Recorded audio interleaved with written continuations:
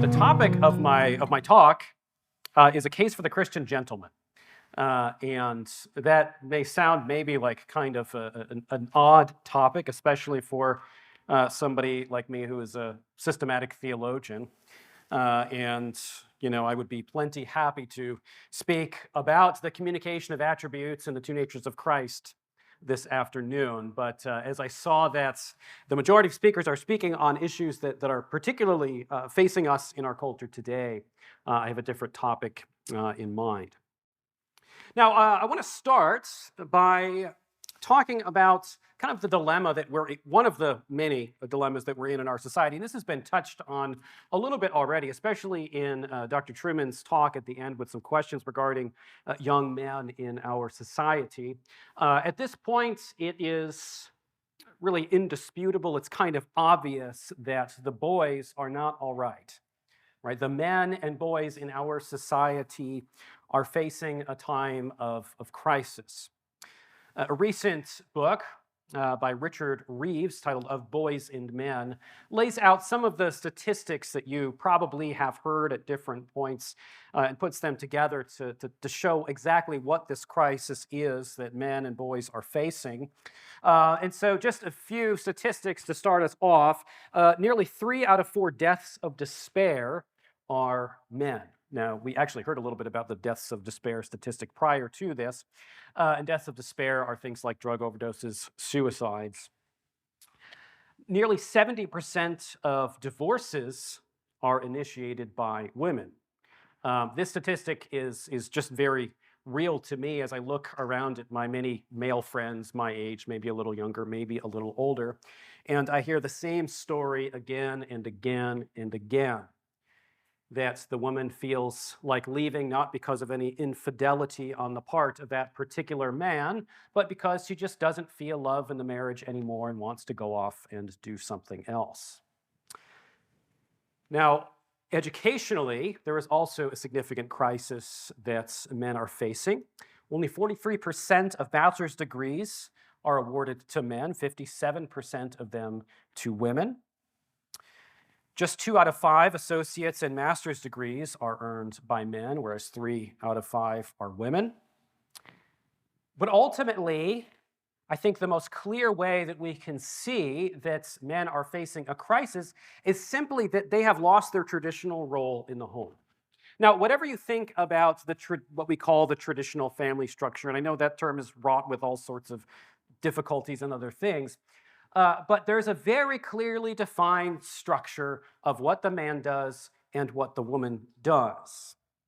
And the difficulty now that we are facing is now the woman can do everything the man can do. And especially when you look at education, even early childhood education, from all appearances, it seems that, well, the women just do it better anyway. And so men are in a time of despair. Now, in this time of crisis for men, we can respond in different ways, and people have responded in different ways. And I think many of the ways that men have responded to the crisis that they are facing are extremely unhealthy. And what I want to do is offer an alternative to some of the unhealthy perspectives on what it means to be a man, particularly those that are fed by the algorithm of TikTok, YouTube, and whatever else it is that young men are viewing. Now, in 2016, many things happened in our culture, significantly, politically. But one of the things that I found rather troubling in 2016 was the rise of the so-called alternative right. And what I saw in the alt-right at the time, and experience since has only proven this to be correct, is essentially what we were seeing was what happens when we develop a post-Christian right. It's essentially what the alt-right was formed really to be. Now, I know that the rhetoric changed significantly, and now it's hard to say if there even is a movement at all that has that name. But if you went back to the early blogs on what was the kind of major site for what became the alt-right, alternativeright.com, run by Richard Spencer, there were a number of articles and blogs from the early authors on there defending paganism and essentially arguing that we need to go back to our kind of pagan, pre-Christian European roots to recapture what it really means to be Western European people, and particularly what it means to be men. Now, in some ways, I think that the growth of something like the alt-right was kind of essential coming out of the 19th century and into a largely post-Christian West throughout the 20th century. And I say that because in the 19th century, you have a number of significant figures that shape the West, but you have two kind of what I may call architects of power, right? Thinkers of power. And one of those is Marx, and really the theme of power is probably more developed post-Marx within Marxism and later thinkers, but then you have Nietzsche. You have the alternative. Nietzsche, who's not concerned so much with economic issues, but simply says, well, power is the reality. Power is simply what there is. Nietzsche presents an alternative to civilization, which says that the Christian assumptions that there really is this distinction between, good and evil may in fact be mistaken. Now, Nietzsche had a significant influence over a number of thinkers in the 20th century, Michel Foucault being one of them, but was also significant in the development of the ideology of the Nazis in Germany.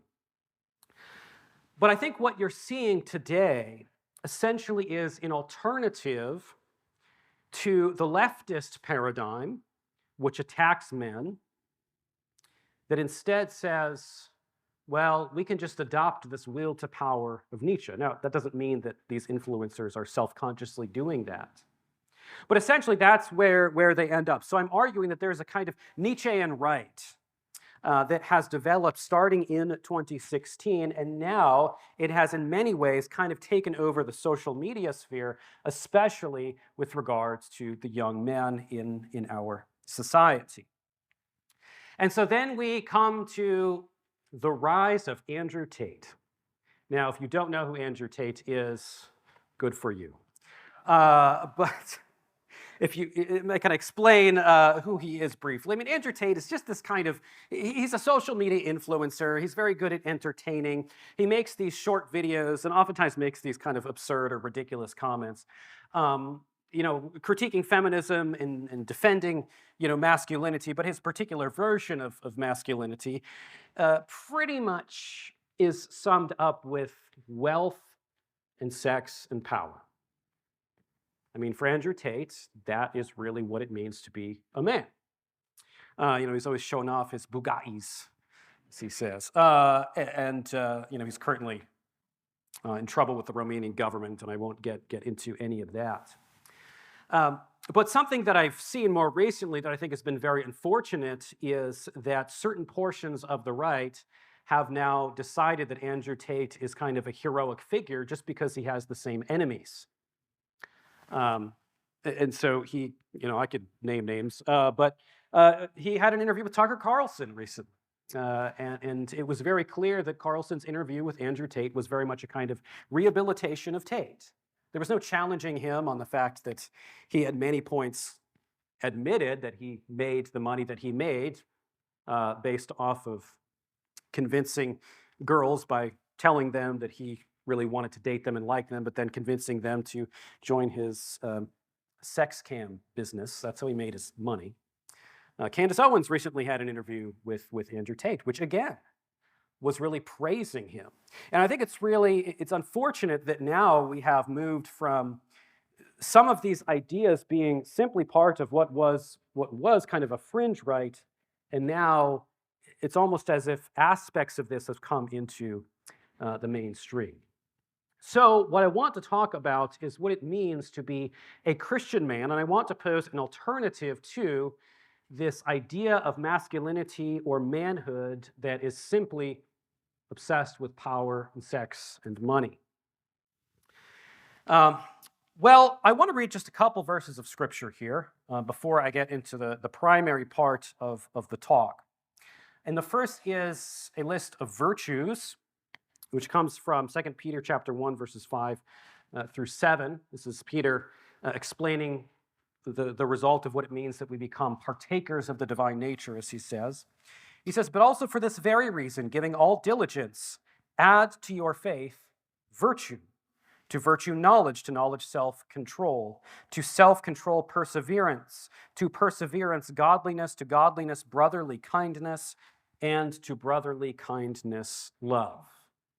And I just want you to think about the kind of ethical and virtuous life that Christians are called to. And I think it contrasts rather clearly with some visions that are out there. The second thing in Scripture I want to quickly mention here, and I think this is very important, is a very well-known text from Philippians chapter 4. And why I'm reading this is that when people engage in a lot of our cultural conversations or are looking at what's happening in our culture, and you think about the last talk that we just heard, you could feel very distressed. And it's very easy to fall into this pit of despair, or as people online say, you get black-pilled, which means you get kind of you're just kind of doom and gloom about the world. You just think everything is kind of going to hell and whatever. It's very easy to fall into that. And it's very easy to simply focus on what's wrong with the world and not to have a positive vision of the good. So I want to give us a reminder from St. Paul's letter to the Philippians. He says, "Finally, brethren, whatever things are true, whatever things are just, whatever things are pure, whatever things are lovely, whatever things are of good report, if there is any virtue, and if there is anything praiseworthy, meditate on these things." And so I want to urge us as Christians not to ignore the ills of society by any means, but to always keep our focus on that which is good and true and beautiful. Because what I see in a lot of the kind of reactionary right that's happening right now is that the focus is more on what's wrong than what is true and good. And yes, people do need to see what's wrong. Right? If you're a Lutheran here, we talk about the law and the gospel. Right? The law diagnoses the problem. That's essential. That's necessary. But what is good must always be our end focus and goal. And so I think that we can't, if we want to have a sustainable future for our culture, especially as Christians speaking into this culture, we cannot do that simply through, making popular clips with talking heads on social media, by kind of poking fun at the, newest, gender identity that people are claiming. Now, okay, it might be fun to kind of joke about those things because they are absurd and there's a place for, kind of showing the absurd for what it is. But we do need ultimately not just that, but we need a vision of what is true and good and beautiful to keep us focused. So what I am proposing is an alternative that is the idea of the gentleman. What I'm saying is this is a healthy view of what men can and should do in society. Now, when I use this term gentleman, I'm drawing on a particular figure in a particular work, and that is James Fenimore Cooper. I'm drawing on his book, The American Democrat. James Fenimore Cooper, his years are 1789 to 1851.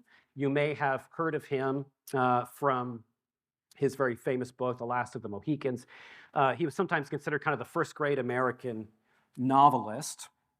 But along with his 30-something novels that he wrote in his lifetime, he had a significant amount of social insight and social critique. And in many ways, in reading this text, I think he was quite prophetic about the problems in American society. He certainly seemed to foresee a lot that did come to pass, and he gave a number of proposals for how he thinks these issues could be dealt with, and I think that they're still relevant in our world today. Now, just to address this really quick, 'cause yes, he has the same last name as me, all right? Yes, I'm Cooper, he's Cooper. And if I've talked about Cooper, people ask, are you related to James Fenimore Cooper? What I have found is that the Cooper family that I come from and his Cooper family both came from Warwickshire, England in the 1640s to Western New Jersey, and were both Quaker families. So most likely it was the same family. But I have been unable to actually locate a source that identifies who the Cooper was that birthed the first Cooper that came to the U.S. on that side of the family. So most likely there actually is a relation, but maybe not. I can't prove it. So. Okay, well, James Fenimore Cooper was part of the Cooper family that founded Cooperstown, New York. Now, they were kind of considered one of the first maybe elite families in the United States. Russell Kirk mentions them in his book, The Conservative Mind. He has a chapter on this, excellent book if you haven't read it, on James Fenimore Cooper, and he refers to them as kind of an early American aristocratic family, if there was such a thing in the United States. He attended Yale University. He was actually kicked out because he blew up his neighbor's door in his dorm room. I don't know. Sounds like a wild story. But but in this text, Cooper outlines three different kinds of society. It's called the American Democrat. And it may sound like I'm really just talking about politics. I'm really not, and you'll see why. Because I'm not proposing any kind of political policy that's kind of beyond my particular realm of expertise. But he distinguishes between three different kinds of societies. And this distinction largely comes from his spending a significant period of time in Europe. And like a lot of more moneyed families in early America, and today as well, he spent a significant of time kind of going back and forth between Western Europe and the northeastern United States. And so he distinguishes between a society that is based on a monarchy and an aristocracy, and then a democracy. So he's writing about the democratic society in America, and in this work, he gives insights related to what he's seen in these other cultures, these other countries, and seen what's going on in the US. And he has plenty of areas of critique for each of these. But first, let's start with a monarchy, a kind of monarchic system. There are some good things, he notes, about having a kind of nobility in a society. One is that you actually do have someone to imitate, right? You've got kings and queens are people that are looked up to in society. You do kind of have a role model, right? You have someone that is a kind of figurehead of society. And yeah, maybe we have this in the presidents, kind of, but not really nearly in the same way that you have in a monarchy. But the influence of a king or queen, or just the whole of the royal family in general, can impact the entirety of a society. So, we see this in even kind of inconsequential ways, even today. If you're a man and you wear a suit jacket, what do you do with your bottom button? You leave it unbuttoned, right? They're made to be like that. Now, have you ever wondered why that's the case? It's kind of strange. Why do they make a button on a suit jacket that's not supposed to be buttoned? What the heck is the point? You got the hole, you got the button. Well, it was actually a king of England who just didn't feel like buttoning his bottom button, and everybody copied him. So you do see that even in the United States. People are still interested in the royal wedding, right? But there are other things that are beneficial about a monarchy. One is that they fund culture, right? The nobles commission arts. They can assure that there are arts, music or painting or operas or whatever it might be in the society that they are in. Having a monarchy also assures some kind of cultural stability and structure. You saw this with the recent coronation. And there were a lot of people were watching the coronation, but a lot of people were also writing about the cultural significance of watching the coronation because it was so ornate and so different than anything we see in our society, because that is a place where tradition is still preserved. And so culture, stability in culture, is in a way preserved by the monarch. But there are, of course, many drawbacks to especially a strict monarchy. And one example of that is you don't have the same kind of freedom of expression in a monarchy generally than you do in a democracy. Just as one example of that, Giuseppe Verdi, the famous musician, composer, who composed some of the greatest, if not the greatest, operas ever written, composed one particular opera named Rigoletto. Now, if anybody's ever seen Rigoletto, I don't know if there are other opera fans in here, but um, in Rigoletto, there is a character who is a bit of a womanizer, and a lot of the story surrounds him and his misdeeds, and he causes all sorts of problems and issues throughout the performance. Now, this character in the first draft was portrayed as a French king. Now, Verdi was Italian. However, there was fear that, hey, if we let him criticize the king, this isn't going to get performed. People are going to get mad at us. It's going to make an issue in our society. So they have censors. They actually had censors back then, and they said, you can't do that. So he made him, it's like Duke instead, right? So he's not a king. The point is that's an example of how there are problems as well with a monarchic structure in terms of the preservation of culture. There are significant limits in terms of what can be produced. Then we have an aristocracy. Now, in an aristocratic system, you have a group of people or a particular class of people that engage in leisurely pursuits. Leisurely pursuits doesn't simply mean, lazing around and watching TV, but, leisurely pursuits like enjoying the arts, right? Going to the operas, making sure that certain, musical compositions are made, paying those composers to produce particular pieces of work or artists to paint, portraits of them or whatever else it might be. The good thing about the aristocratic class is that it does assure that there is some kind of, again, stability. There is some kind of what we call high culture, and we'll get into that a little bit, that is preserved for that class in society. Again, having an aristocratic class does assure social stability in some ways.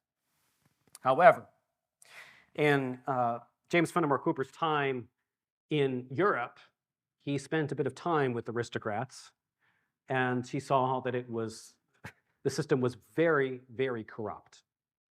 Now, the existence of an aristocratic class is something that was praised by Plato and Aristotle if it functioned correctly. The problem is it doesn't function correctly. And Cooper's going to say that we actually have a chance to bring about the benefits of an aristocracy in an American system, but without the negatives. So ideally, right, you have this class of people who are the most equipped, the most educated, the most culturally sensitive, that are overseeing the kind of cultural artifacts, that are overseeing many aspects of society to preserve social cohesion and the ethical and cultural life of a civilization. But Cooper saw that it really ends up being an oligarchy. You end up with just one particular family being the aristocratic family. So it doesn't have anything to do with actual virtue. It just has to do with whether you're born to the right people. And in a democracy, then, we see what America is, and this is what Cooper is saying is good. And I am going to get to the gentleman thing. You may think, what does this have to do with the thesis? But it does, I promise. In a democracy, we don't have the same kind of inherent ruling class which preserves and promotes culture.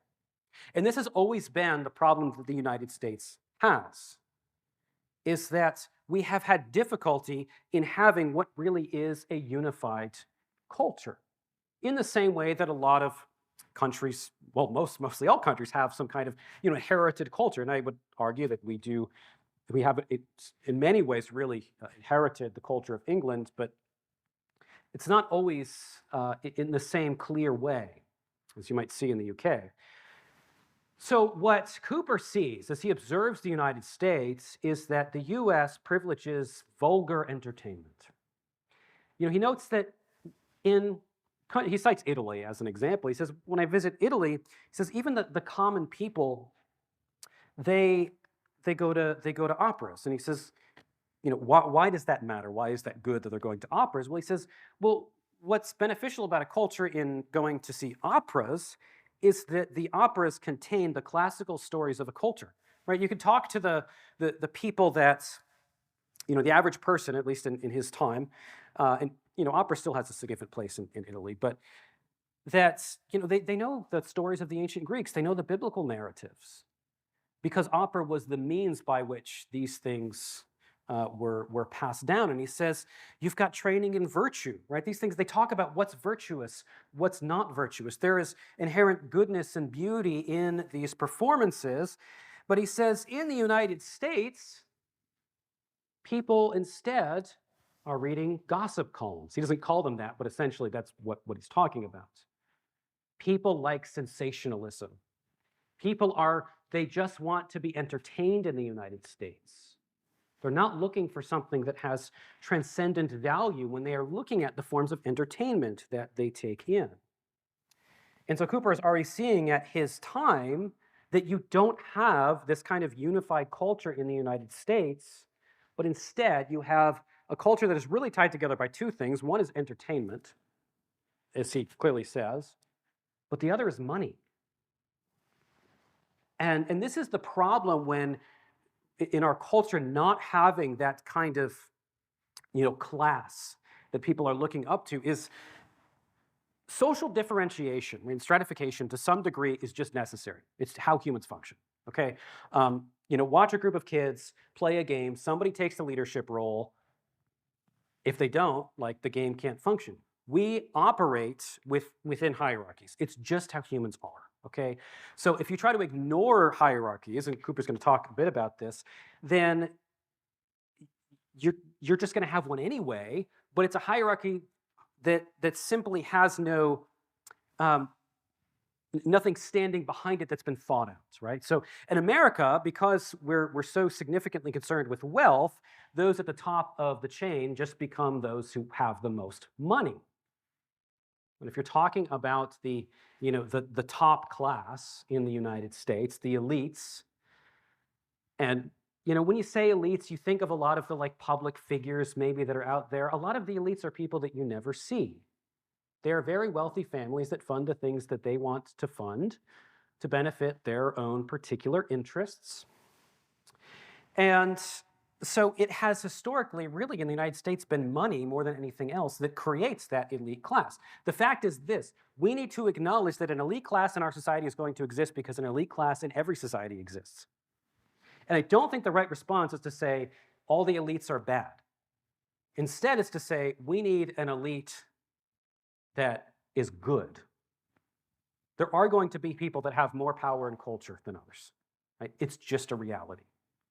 I do chaplaincy work at Cornell University, and we are working. It's an Ivy League school, so you work with students who are all very, very intelligent, but it does become very clear when you're working with students in that kind of environment that there are some students that are there because they have achieved academically very well, and there are other students that are there because of their families, right? There are the students who, they come from money, and they're put into the right fraternities with those who are going to get them the jobs that they then take on Wall Street. It's a very clear path, and you talk to students who go through this, most of them kind of stick to themselves, but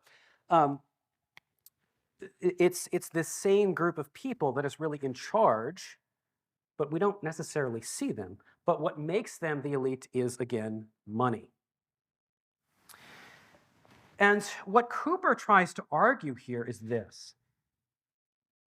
I also think, just quickly, I think it's interesting that, Cooper lived before the Gilded Age, by the way. There were no Rockefellers when he was writing, but he predicted exactly that. He was saying, this is exactly what's going to happen. He was right. But Cooper says, what America needs is a class of gentlemen. Is a calling that I think speaks to us. He says we need a group of people in the United States that not by birth but by intentionality are dedicated to promoting and preserving cultural values. What I'm really talking about here is the transcendentals, right? Truth, goodness, and beauty. And so Cooper calls us to say we need to have an intentional group of people that purposefully adheres to these transcendentals and learns and teaches and preserves them in their cultural artifacts in one way or another. And he says the benefit of this is that he says the US is a meritocracy, and because of that, we don't have to just rely on family heritage. It's kind of ironic that Cooper's saying this because he's kind of is elite because of his family heritage too. But what he's saying is you have more social mobility in this way. You don't just have to, because in an aristocracy, you've got these people that kind of control culture, but they may not be equipped to do so at all. It may not be their temperament to do so, and they may do it rather poorly. And he's saying in the democracy, we have the freedom to kind of move up and down, to maybe move into that group, regardless of your family lineage. So what exactly is then the gentleman that Cooper calls for? Well, he defines the gentleman as one who is defined by, and I narrowed it down to three things here that he mentions. One is refinement, the other is manners, and then the third is education. Because of the many blessings that we have in the United States and the reality of social mobility, not possible for everybody, of course, and not perfect, but relatively speaking, it functions far better than anything else that I know, and that's the point Cooper makes as well. But we have this inherent love of equality. We talk a lot about equality. And I'm sure you've heard people make a distinction. Cooper himself doesn't use these terms, but he basically makes this distinction of a difference between an equality of opportunity and the equality of outcome. Where equality of opportunity is to say that everybody has the same opportunities to do the same things.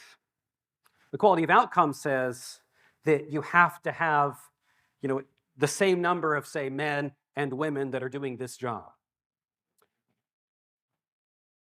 And Cooper already at his time is seeing that there is this kind of push toward that equality of outcome. And he says, essentially, that if what we want is equality of outcome, it is an actual impossibility for all people to be raised to the highest standard. It just is. That's a reality. You might not like it, but oh well. Not everybody can be raised to the highest standard in every field. So he says, well, what's the alternative? Everyone is brought down to the lowest standard. And Cooper says that's essentially, if we don't do this, he says that is what is going to happen in the United States. If we don't intentionally have this class of gentlemen, we are going to become all just the lowest of the low. I mean, isn't that kind of what we saw with the birth of cable television? Right? What things do we relate on? Like the dumbest things that are meaningless and pointless, or pop songs that we relate to.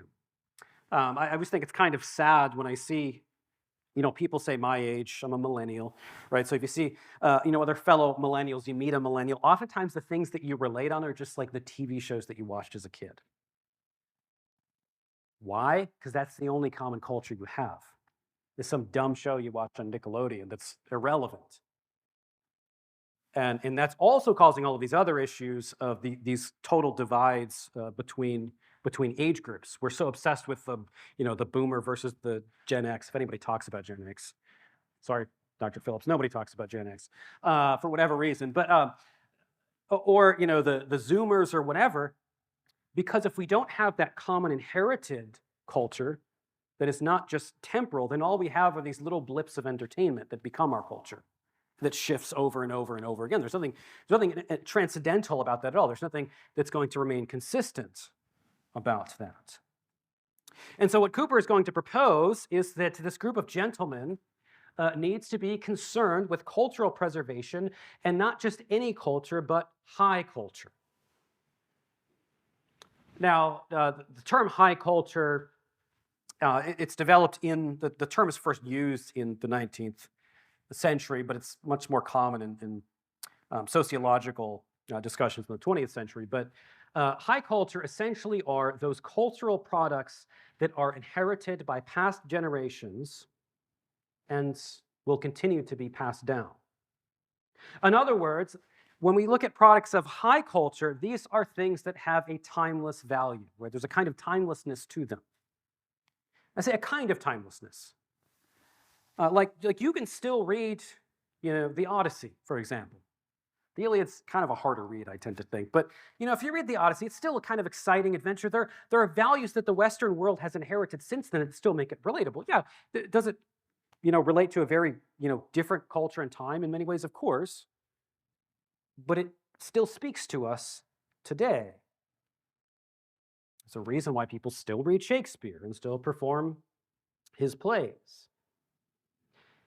Products of high culture then reflect timeless beauty, values, and ideas. The benefit of things that have been passed down, for generations is that they've been tested, right? The worst of them have been thrown out. And, this is something that I say to people who are talking about like worship music.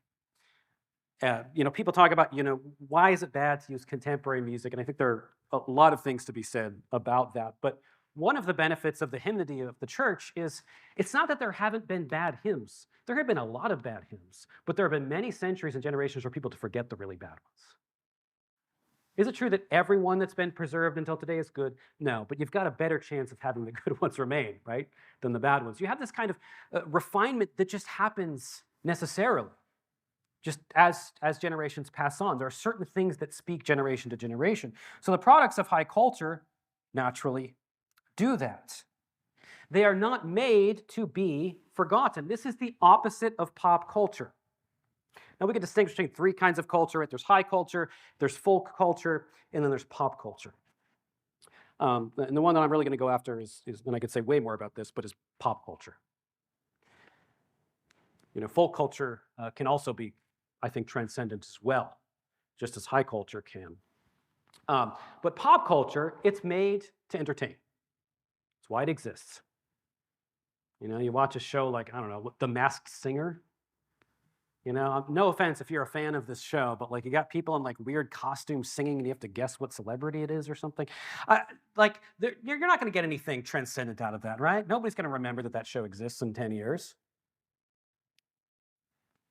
But that's what pop culture does. It simply entertains. So the thing is, it's not created to endure. That's not why it's made. It's not supposed to last generation to generation. It is made to be thrown away. So we have a culture that just throws everything away. We throw history away. We throw literature away. We buy clothes that are made very cheaply because we don't care about fixing things.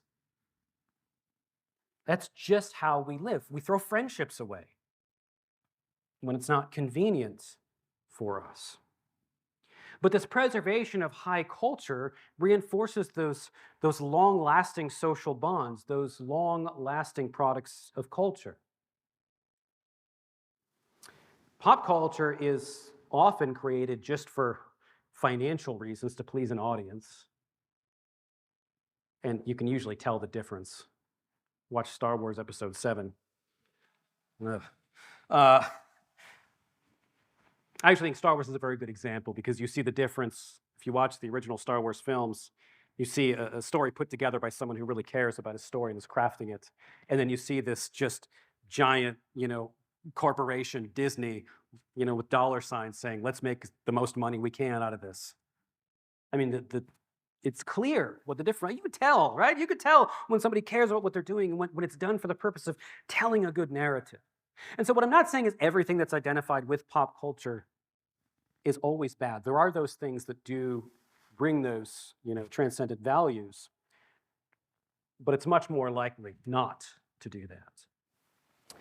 So the role of the gentleman then is in retaining these things. But how exactly do we retain these things? That's really the question. How do we do that? Right? I could have a personal taste for opera, right? I do. I mentioned opera a number of times. I like to go to operas. I know you might just think like, oh, that's just like a quirky, weird thing that he does. That's the thing. Is high culture just kind of another, as the Zoomers like to say these days, aesthetic? They're all into aesthetics. You kind of dress a certain way. So is it like is it just kind of LARPing, if you know what that means, like live action role playing, pretending, right? Like, well, I like to be kind of weird and wear old-timey stuff or something. That's not what I'm talking about. That's not what Cooper's talking about here. we need something that is real and that is institutional. So he recognizes that we can't just have a bunch of individuals who decide, I'm going to, show manners or have refinement. There's a lot I want to say about. Well, maybe I'll save that. And I know I started a little late, so I will go a little late. The next speaker will be able to as well. So hold on off on that for a minute. So this, if it's a class, right? If there's a gentlemanly class, Cooper says they cannot exist just independently. We cannot just exist as a bunch of separate individuals who just happen to have, one distinctive taste. What he's arguing for is the opposite of that. We have too much of that. So it's not that we just happen to have, different tastes because it makes us feel fancy or something.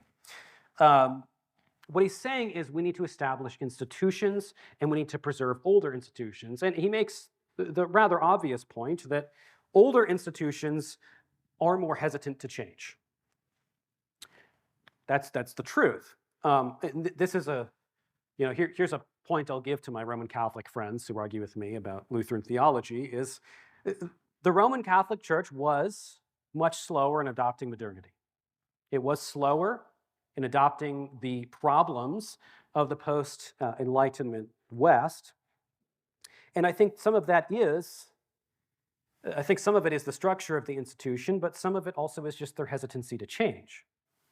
Now, I would also say the problems leading to the Reformation right before them also are problems due to the hesitancy to change. So I don't think it's always good.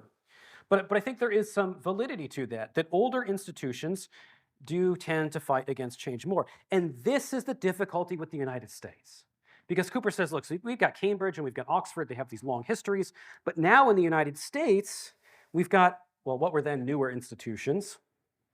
And if we think about the old institutions of the United States, we probably think about educational institutions, and the first thing you think of is the Ivy League universities, right? I mean, probably, right? If you think about the kind of long-lasting institutions, Cornell being by far the newest one. But you think of Harvard and Yale and Princeton existing nearly as long as people have been here. Very, very old, Americanly speaking, not to Europeans, but they're older institutions. This is the difficulty, though, that we have right now. Is if we look at those stable, the kind of staple institutions of American society, they don't look very good in that they don't look like great places to preserve truth, goodness, and beauty. Do they? Any Ivy grads here? Okay. I know Dr. Truman, I don't know if he's here now, but he did have a fellowship at Princeton with Robert George. But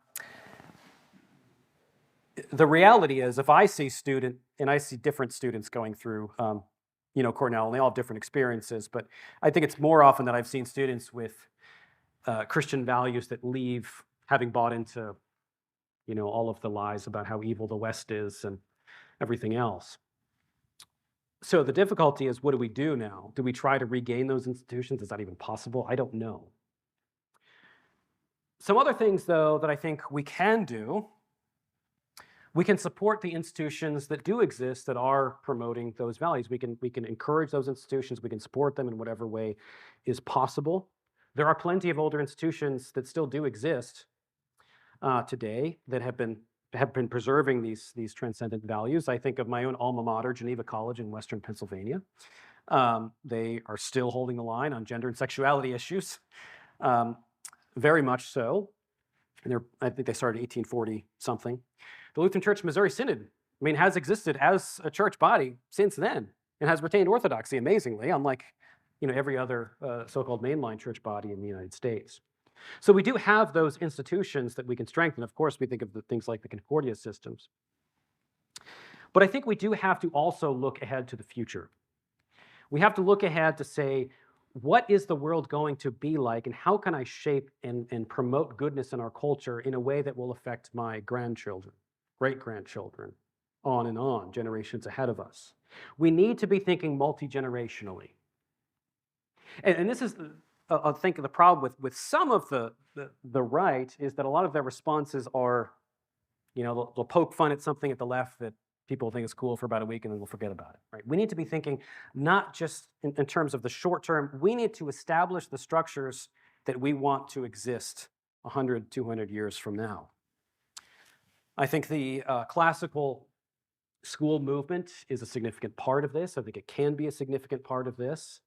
I've been involved in converting my kids' Christian school into a classical curriculum, which is starting in the fall. But we need to think about how can we create those institutions that actually have staying power. And that's a difficult question. I can't give you an easy answer for that now. And then one final thing here I want to talk about is the idea of authenticity.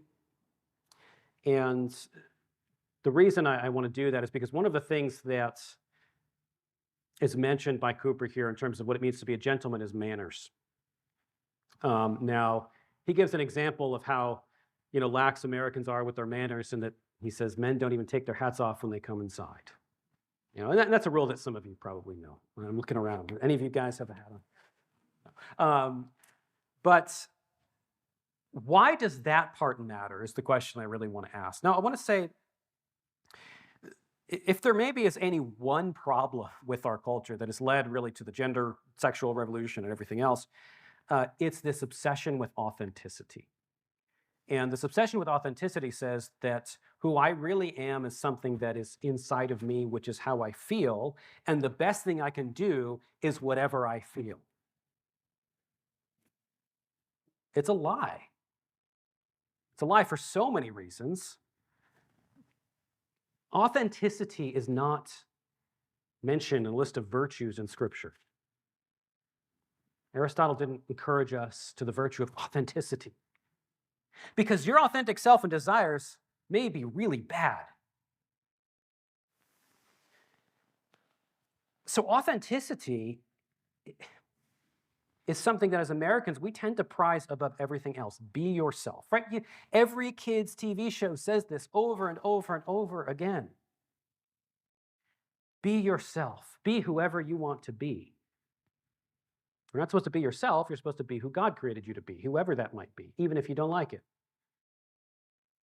Sorry.